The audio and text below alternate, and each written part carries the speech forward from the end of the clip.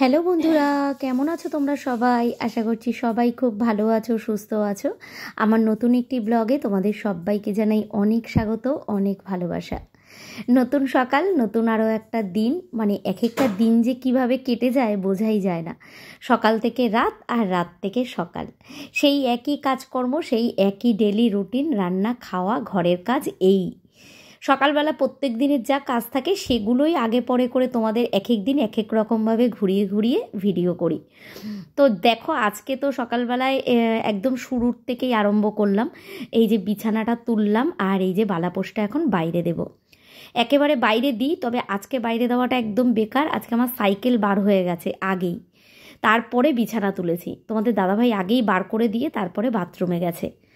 তারপরে দেখো, আমি এদিকে কম্বলটা তো বালাপোষটা বাইরে দিয়ে আসলাম, তবে দিয়েছি বেকারই। আজকে ওয়েদারটা একদমই মেঘলা মেঘলা, তারপরে আবার একটু রোদ উঠলো, তারপরে আবার পুরো কুয়াশাতে অন্ধকার হয়ে গেছিলো। বাসি ঘরটা এখন ঝাঁট দিতে নিয়েছি।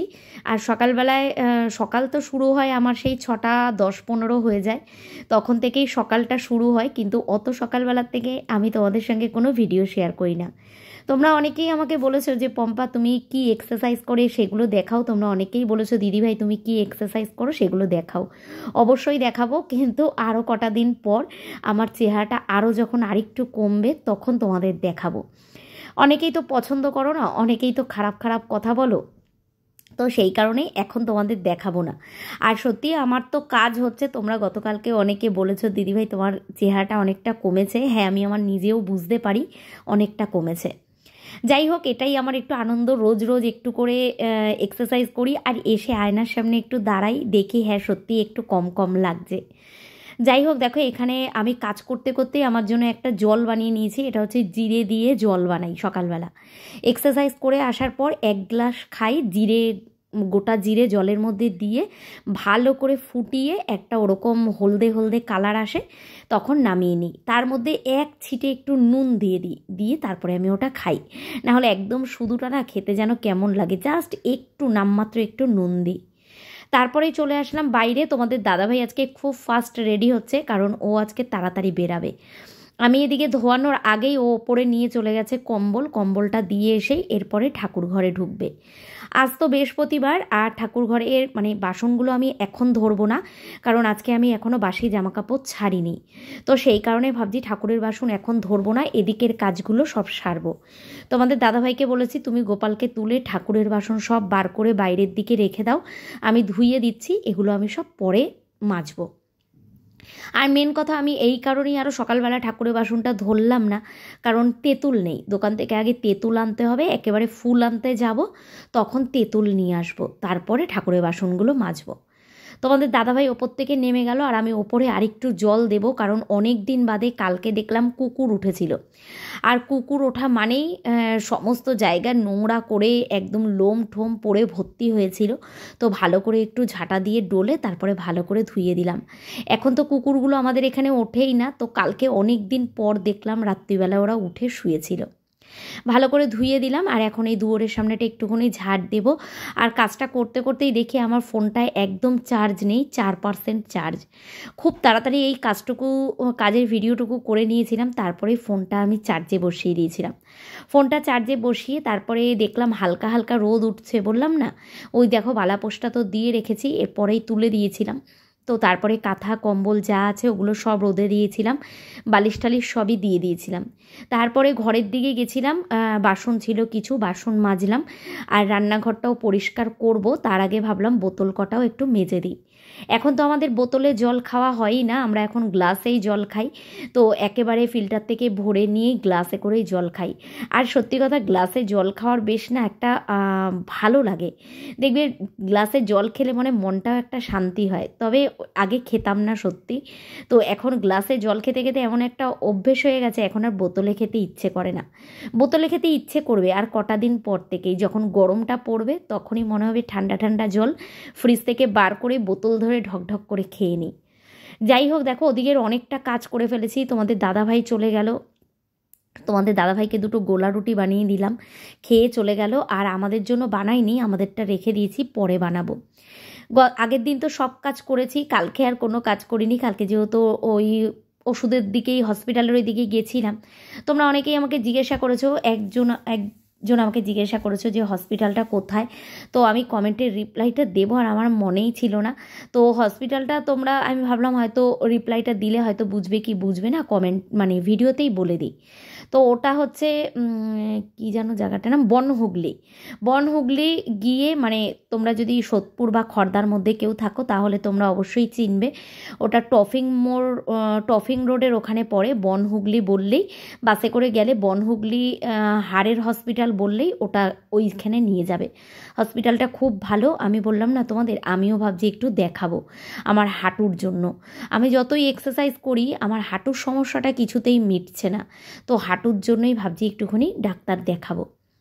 এদিকে দেখো শাশুড়ি মায়ের ঘরের থেকে জুতোর র্যাকটা নিয়ে আসলাম, কারণ কালকে মানে কুকুর উঠেছিল, তো সিঁড়ির ওপরে সব জুতোগুলো আমাদের থাকে। তো দেখলাম জুতো টেনে নিচে ফেলে দিয়েছিল, কোনো রকমভাবে ফেলে দিয়েছিল বা পড়ে গেছিল, কিছু একটা হবে।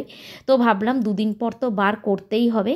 তো সকালবেলাতেই দেখো এখানে নিয়ে এসেছি জুতোর র্যাকটা, এনে সিঁড়ির তলায় এইভাবে রেখে সব জুতোগুলো রেখে একটা ওড়না দিয়ে ঢাকা দিয়ে দিলাম। এরপরে যখন এখানটায় তোমাদের দাদাভাই ঢেকে দেবে, তো ঢেকে দেবে সেট করে, তো তখন তো আলাদাই হয়ে যাবে, তোমাদের তখন দেখাবো। এই সিঁড়ির জায়গাটা পুরোটাই ইউজ করতে পারবো, আর সিঁড়িটাও একদম ঠিকঠাক করে দেবে তোমাদের দাদাভাই বলেছে। তো একদম অন্যরকম হয়ে যাবে এই জায়গাটা। সিঁড়িটা বৃষ্টিতেও ভিজবে না, একেবারে সেরকমই আমরা প্ল্যান করছি এই বর্ষা নামার আগেই। তো এদিকের কাজকর্ম আমার শেষ, একেবারে ঘরদোর মোটামুটি গুছিয়ে নিয়েছি। তারপরে জামা কাপড় ছাড়লাম, একটু ছাতু খেলাম, বসেছিলাম একটু, তারপরে আবার কাজে হাত দিলাম। কারণ যতক্ষণ জল না আসবে ততক্ষণ তো আর কাজে হাত দেওয়া যাবে না। সকালবেলা জামা কাপড় খুব একটা ছিল না, সবাই বাসি জামা কাপড় ছাড়লাম। তো তারপরে সব জামা কাপড় বেরালো, আর কারণ কালকে খুব একটা জামা কাপড় কিছুই ছিল না, কেচে দিয়েছিলাম, সেই কটাই ভিজিয়ে নিলাম। এখন 10:30 বাজে, আজকে দেখি 10:30তেই জল দিয়ে দিয়েছে। বসে গেলাম, সকালেই ভিজিয়ে রেখেছিলাম, বসে গেলাম জামা কাপড়গুলো ধুতে। আগে জামা কাপড়গুলো ধোবো, তারপরে এই দেখো তোমাদের দাদাভাই ঠাকুরের বাসন নামিয়ে রেখেছে, তারপরে সব ঠাকুরের বাসনগুলো মাজবো। এর মাঝখানে আমি ছাতু ঠাতু খেয়ে তারপরে ফুল আনতে গেছিলাম, দোকানে গেছিলাম, একেবারে বাইরের দিকের কাজগুলো সব মিটিয়ে এসেছি। তবে পুরো দোকানের কাজটা আমি করে আসতে পারিনি, কারণ দোকানে খুব ভিড় ছিল। তো মেয়েকে বলেছি পরে যেতে, কারণ আজকে দোকান থেকে অনেকগুলো জিনিস আনতে হবে। মেয়েকে বলেছি তুই পরে যাস। আজ তো মেয়ে স্কুলে যায়নি, কারণ বৃহস্পতিবারটা আর শুক্রবারটা মেয়ে স্কুলে যেতে চায় না, কারণ ওর প্রথম পিরিয়ডের দিকে একটা দুটো পিরিয়ড থাকে, তারপরে মাঝের একটাও পিরিয়ড থাকে না, তারপরে আবার শেষে একটা থাকে। তো সেই কারণে আর স্কুল থেকে বেরোতেও পারে না, তো সেই কারণে ও যেতে চায় না এই বৃহস্পতিবার আর শুক্রবারটা। তো ও আছে, অসুবিধা নেই, দোকানটায় ওই যাবে, এরপরে আমি তো আমার কাজগুলো করব। আর তার মাঝখানে আমি ঠাকুরের বাসন মাজতে মাজতে মেয়ে এখন গেছে একটু বাজারের দিকে, ওকে পাঠিয়েছি, আমি যেতাম। তারপরে মেয়েকে জিজ্ঞাসা করলাম তুই যেতে পারবি, বলল হ্যাঁ আমি যেতে পারবো। তারপরে মেয়ে চলে গেল বাজারের দিকে, না কিছু বাজার আনতে না, শুধু চিকেন আনতে। তোমাদের তো আমি বলেইছি এখন আমি মেয়েকে দিয়ে সবই আনাই, মোটামুটি এগুলোও শিখেও যাবে, আর আমারও অনেকটা হেল্প হয়, যে বাজারে গেলেও তো কতটা টাইম নষ্ট হয়ে যায়, সেই টাইমটায় আমার অনেকটা তাড়াতাড়ি ঘরের কাজটা হয়ে যায়। সব ঠাকুরের বাসনগুলো এখন মাজবো, পেতলের বাসন আজকে যেহেতু বৃহস্পতিবার, মোটামুটি ঠাকুর ঘরে যা বাসন থাকে সেগুলো সবই বার করে নিই, তো সেগুলোই এখন মাজতে বসেছি। জানো তো গতকালকে যখন আমি হসপিটালে যাওয়ার জন্য রেডি হয়ে বেরিয়েছিলাম, তো আমি মেয়ের চুড়িদারটা পরেছিলাম। দেখো মেয়ে থাকলে আমাদের মাদের এই একটা কি সুবিধা জানো তো, মার জামা কাপড় মেয়ে পরতে পারে আর মেয়ের জামা কাপড় মা পরতে পারে, আমরা কিন্তু তাই করি। আমারটাও মেয়ে পরে, মেয়েরটাও আমি পরি, হ্যাঁ বেশিরভাগটা মেয়েরটা আমিই পরি, কারণ তোমরা হয়তো অলরেডি হয়তো আমাকে এতদিন ধরে দেখো, এতদিন ধরে জেনেও গেছো, আমি কিন্তু আমার নিজের জন্য হিসাব করে সেরকম জামা কাপড় কিনি না। সত্যি কথা, মেয়ে বড় হয়ে যাওয়ার পর এখন আর সেরকম নিজের হিসাব করে কিছু কেনাই হয় না, ওই মেয়েরটাই কিনি নাম করে, তারপরে দুজনেই সেটাকে পরি।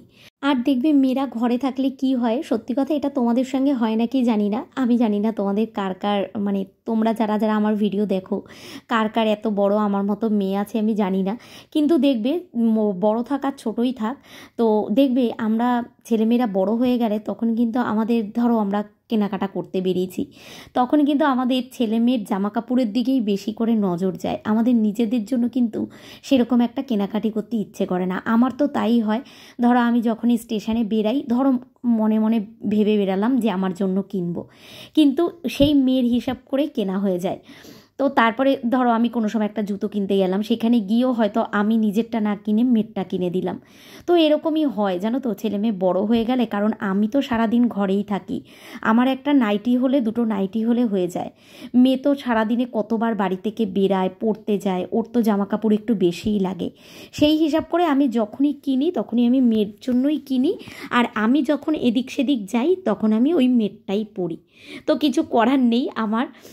তো মেয়েরটা আমি ভালোবাসি পড়তে। আর আমার আর মেয়ের চেহারা, ওই যে তোমাদের বললাম না, আমি আর মেয়ে এখন একদম সমান সমান হয়ে গেছি, তো সেই কারণে আমাদের আর আলাদা আলাদা পাটে পাটে কোনো জিনিস নেই।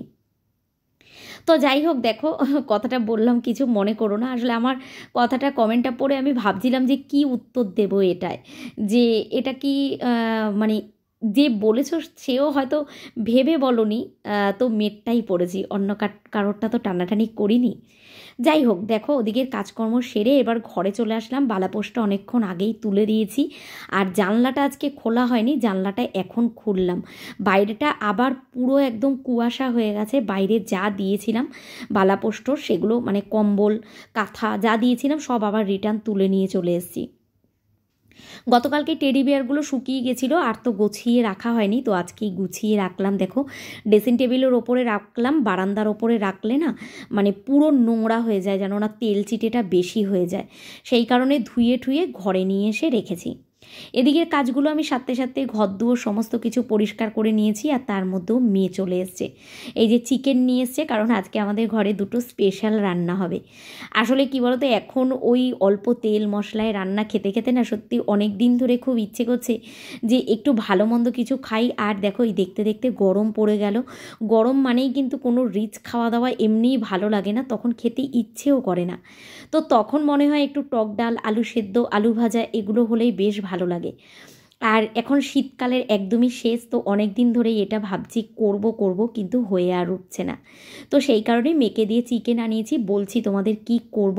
তো এখানে চিকেনটা একটু বেশি করেই আনিয়েছি দেখো, আর এখানে মশলাও আমি রেডি করে নিয়েছি, চিকেন ধুয়ে তারপরে আমি মশলাটা রেডি করে নিয়েছি। বানাবো আমি আজকে চিকেন চাপ, তো এর জন্য কিন্তু মশলাটা রেডি করাই মেন মানে খাটনির কাজ, তারপরে কিন্তু আর কোনোটাই পরিশ্রমের কাজ না। তো এখানে আমি চিকেনটা ভালো করে ধুয়ে রেখেই সব মশলা রেডি করে নিয়েছি। পেঁয়াজ দিলাম, দেখো অনেকটা পরিমাণে পেঁয়াজ বাটা দিয়েছি, আদা রসুন আর কাঁচা লঙ্কা আবার সেটাও বাটা দিয়েছি বড় বড় 2 চামচ। তারপরে এখানে চালমগজ, পোস্ত আর কাজু বাদাম একসঙ্গে বাটা করে রেখেছি, সেটাও দিয়ে দিলাম। এরপরে দেব কিছুটা টক দই, কিছুটা বলতে না প্রায় 3-4 চামচ আমি দিয়েছিলাম, বড় বড় চামচের 3-4 চামচ দিয়েছিলাম। তারপরে দিলাম বিরিয়ানি মশলা। তো এবারে এটাকে সুন্দর করে মাখবো, আর দেব কিছু একটু গুঁড়ো মশলা। গুঁড়ো মশলার মধ্যে শুধু দিলাম এখানে কাশ্মীরি লঙ্কার গুঁড়ো দিলাম, আর গরম মশলা গুঁড়ো, আর দিয়েছিলাম একটুখানি ধনের গুঁড়ো, সেটা আমি স্কিপ করে গেছি, তো সেটা তোমাদের দেখানো হয়নি। তো ধনের গুঁড়ো একটুখানি দিয়েছিলাম। তারপরে দিলাম ওই 2 চামচ করে কেওড়া জল আর গোলাপ জল, তারপরে দিলাম একটু সাদা তেল, তারপরে দিয়েছিলাম পরিমাণ মতো নুন দিয়ে এরপরে ভালো করে আমি চিকেনটাকে মেখে এখন রেখে দেবো। রান্না আমি এখন করব না, চিকেনটা ম্যারিনেট করে রেখে দিলাম। এরপরে সমস্ত কাজকর্ম করে, আর যেহেতু বৃহস্পতিবার মাকে শাড়িও পরাতে হবে, তো এই যে একটুখানি আতর দিলাম, দিয়ে এখন ঢাকা দিয়ে রেখে দেবো। রেখে দিলাম ব্যাস। এবার এটা 1-1.5 ঘন্টা থাকুক, ফ্রিজে ঢোকাবো না, এমনিই রাখবো, এটা থাকুক। আর এবার রান্নাঘরটা পরিষ্কার করব। এখানে আবার কতগুলো বাসন বেরালো, এগুলো সব ধোবো, দিয়ে রান্নাঘরটা পুরো পরিষ্কার করব, একেবারে মুছে টুছে নেব, দিয়ে শুধু সোফাটা গোছানো বাকি আছে, সোফাটা গোছাবো আর ঘরটা মুছে স্নান করতে যাবো, ব্যাস। এরপরে এসে চালটাও ভিজিয়ে দিয়েছি, মানে পোলাওটা যে রান্না করব ওই চালটাও আমি ভিজিয়ে দিয়েছি। আজকে গোবিন্দভোগ চালের পোলাও করব না, আমি ওই যেটা ফ্রাইড রাইসের যেই চালটা ওটা নিয়ে এসেছি, ওটারই পোলাওটা রান্না করব, ভেজ পোলাও করব, তো সেই কারণে ওই চালটা নিয়ে এসেছি। তো এখন কিছু রান্না করছি না, কারণ আজকে যেহেতু মা লক্ষ্মীকে আমার শাড়ি পরাতে হবে, সেই কারণে আমি শাড়ি টাড়ি পরিয়ে দিয়ে চলে আসব, এটাই হচ্ছে মেন কাজ আমার, এটাই হয়ে গেছে, মানে বড় কাজ হয়ে গেছে। এরপরে ঘরটা শুধু মোছা বাকি আছে, মুছে তারপরে স্নান করে আসবো আমি আর মেয়ে পুজো দিতে ঢুকে যাবে, আমি মা লক্ষ্মীকে শাড়ি পরিয়ে দিয়ে রান্না করতে চলে আসবো, ব্যাস। গরম গরম তারপরে খাবো, আর আমাদের তো খাওয়া নিয়ে অত তাড়া নেই, আমরা 3টে 3:30তেও খাই, আমাদের কোনো ব্যাপার না, ও হয়ে যাবে, গরম গরম হয়ে যাবে, খেয়ে নেব। তোমাদের দাদাভাইয়েরও তাড়াতাড়ি আসার কথা, তো দেখা যাক ও যদি চলে আসে তাহলে। ওদিকে মেয়ের সোফার বালিশ, তারপরে বিছানার বালিশ টালিশ সব তুলে দিয়েছে, রোদের সেরকম তাপ নেই, কম্বলগুলো একটু উল্টো পাল্টে দিয়ে আসবো, আর তারপরে স্নান করে এসে আগে কম্বল টম্বল নামিয়ে নেব। জামা কাপড় আর কিছু নেই, কটা পা পোছা আছে, ওগুলোকে মেলে দিয়ে তারপরে আমি স্নান করব। ঠিক আছে, চলো কথা না বলে ঝটপট কাজগুলো করি, শুধু ঘরটা মুছবো, ব্যাস হয়ে যাবে।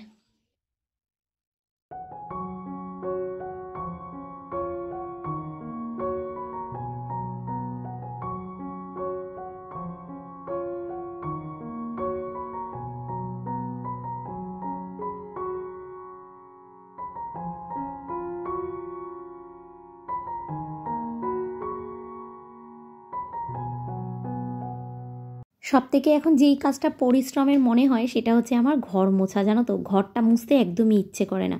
বেরোবো করে স্টেশনের দিকে একটু বেরানোও হচ্ছে না, আমার এই মপের একটা স্ট্যান্ড আনাও হচ্ছে না।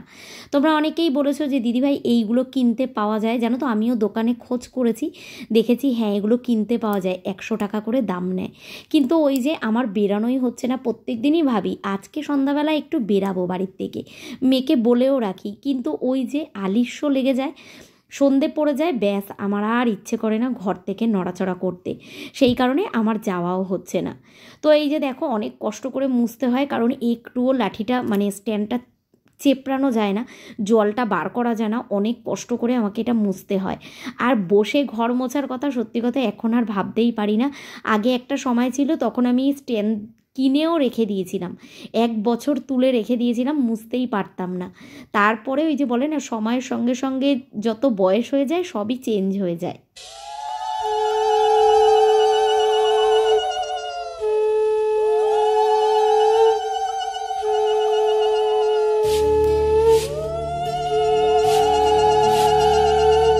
এসো মা লক্ষ্মী, বসো মা লক্ষ্মী, থাকো মা লক্ষ্মী ঘরে ঘরে।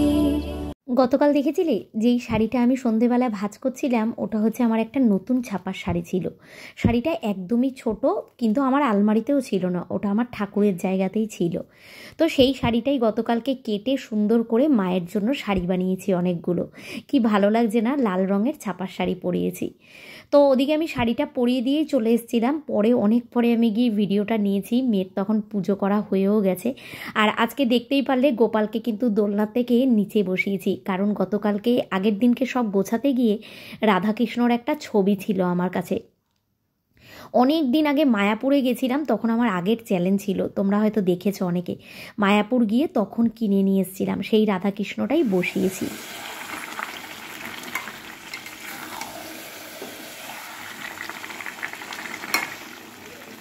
আমি কিন্তু ভাতের জন্য চাল ঠাল তো ভিজিয়ে ধুয়ে ঠুয়ে রেডি করে গেছিলাম। আমি ভাতের জলটা বসিয়ে দিয়েই কিন্তু মাকে শাড়ি পরাতে গেছিলাম। তারপরে এসে ভাতের জলও ফুটে গেল, চাল দিয়ে দিলাম, মটরশুঁটি দিয়ে দেখতেই পারলে এই যে হলুদ পোলাওটা রান্না করে নিয়েছি, মানে এখনও হয়নি, ওটা জাস্ট ভাতটা দিয়ে নামিয়ে রেখেছি। আমি ভাতের মধ্যেই মটরশুঁটিটা দিয়ে দিই, আলাদা মটরশুঁটিটা ফ্রাই করি না, তাহলে না খুলে খুলে যায়, দেখতেও ভালো লাগে না, খেতেও ভালো লাগে না। আর এক পাশে বসিয়ে দিয়েছিলাম চিকেনটায় একটা একটা করে ভাজতে তো জানোই কতটা টাইম লাগে। তো সমস্ত চিকেনগুলো একটু ফ্রাই করে তুলে নিয়ে মশলাটাকে ভালো করে কষিয়ে তারপরে দিয়ে দিয়েছিলাম। ওদিকে চিকেনটা আমার আস্তে আস্তে হচ্ছে, আর এদিকে বসে গেছি আমি পোলাওয়ের জন্য সবজি কাটতে, কারণ তখন তো আর সবজিগুলো কাটা হয়নি, এখন বসে কেটে নিচ্ছি। পোলাওতে আজকে সবজি বলতে দেবো গাজর, বিনস, কড়াইশুঁটি তো দিয়েইছি, আর দেবো একটু ফুলকপি। খুব ইচ্ছে করছিল যে আজকে একটু ভেজ পোলাও রান্না করি। আর সত্যি কথা আজকে রাইসটা এত ভালো হয়েছে কি বলবো তোমাদের। এখানে রাইসটা নামিয়ে ওদিকে চিকেনটা আমার আস্তে আস্তে হচ্ছে, আর তারপরে এখানে আমি সবজিগুলোকে হালকা ফ্রাই করেছি, একদম বেশি ভাজিনি সবজিগুলোকে, কারণ কি বলতো কালারটা চেঞ্জ হয়ে গেলে না ভালো লাগে না। গাজর, বিনস, তারপরে ফুলকপিটা আগেই আলাদা ভেজে নিয়েছিলাম, তো সেটাকেও একসঙ্গে দিয়ে দিয়েছি পরে নামানোর সময়। কাজু, কিশমিশ সব একসঙ্গে ভেজে নিয়েছি। আর আজকে রাইসটাও সুন্দর নামাতে পেরেছি। আসলে এত সুন্দর আমার হয় না, কোনো সময় পারফেক্ট হয় না, নেয় একটু গলে যায়, নেয় একটু শক্ত থাকে, কিন্তু আজকের রাইসটা একদম পারফেক্ট হয়েছে। সেই কারণেই দেখো সুন্দর করে খুন্তি দিয়েও হাঁড়ির ভেতরে নাড়ছি কিন্তু ভাঙছে না। তো যাই হোক, এটা আমার অনেক দিন ধরে একটু খেতে ইচ্ছে করছিল। তো যতই আমরা ডায়েট করি, শরীর মেনটেন করি, ইচ্ছেগুলোকে ধামাচাপা দেওয়া উচিত না আমার মনে হয়। কেন বলো তো, মানুষের নিঃশ্বাসের তো বিশ্বাস নেই, কখন কি হয়ে যায় তার কোনো ঠিক নেই। মন যখন যেটা চায় অল্প হলেও সেটা খাওয়া উচিত। তো এই যে আমার রান্না বান্না কমপ্লিট, একটুখানি গরম মশলার গুঁড়ো দিয়ে তারপরে দমে বসিয়ে দিয়েছিলাম। তো এই যে পোলাওটা রান্না হয়ে গেছে, কেমন হয়েছে কমেন্ট করে অবশ্যই জানাবে, ঠিক আছে? অন্য একদিন তোমাদের সঙ্গে পুরো ডিটেলসে আমি এই পোলাওয়ের রেসিপিটা শেয়ার করব। আর এদিকে চিকেন চাপও হয়ে গেছে, মেয়েকেও বেড়ে দিয়ে দিয়েছি। তারপরে ভাবলাম সুন্দর করে একটা এই সাদা প্লেটের মধ্যে ঢেলে একটা ভিডিও নিই, দেখতে কত ভালো লাগছে। তো আমার জন্যও বেড়ে নিয়েছি, এরপরে চিকেনটা নিয়েই খাওয়া দাওয়া করে নেব। বেলা হয়ে গেছে, আর টাইম বললাম না তোমাদের, কটা বাজে শুনলে ভয় পেয়ে যাবে। তো মেয়েকে খেতে দিয়ে দিয়েছি, ওই যে ও বসে গেছে, আর আমি পরে খাবো একটু, কারণ এখন এখানে অনেকগুলো বাসন আছে। আমি আবার খাওয়া দাওয়া করে খুব কষ্ট হয় আমার কাজ করতে, সেই কারণে এই বাসন কটা মাজবো আর গ্যাস ট্যাসগুলো একটুখানি মুছে পরিষ্কার করব। মাংসটা আর ঢালিনি, কড়াইতে করেই ঢাকা দিয়ে রেখে দিয়েছি, কারণ রাত্রিবেলা আবার এই চাপ জিনিসটা না একটু গরম গরমই ভালো লাগে। তো রাত্রিবেলা তোমাদের দাদাভাইয়ের জন্য আবার পরোটা করতে হবে, তো কড়াইতেই রেখে দিয়েছি, গরম করে তখন আবার দেওয়া যাবে। ঠিক আছে, চলো এবার এইটুকুনি পরিষ্কার করে তারপরে খেতে বসবো। আর এখানে হাঁড়িটা ধরে ঢাকা দিয়ে রেখেছি, একটু বেশ ভালো মানে ভাপ হয়ে গেছিলো, মানে যেরকম দম দিই ওরকম হয়ে যাওয়ার পরে তারপরে নামিয়েছিলাম। আর আজকে রাইসটা সবথেকে বেশি ভালো হয়েছে, একদম ঝুরঝুরে হয়েছে।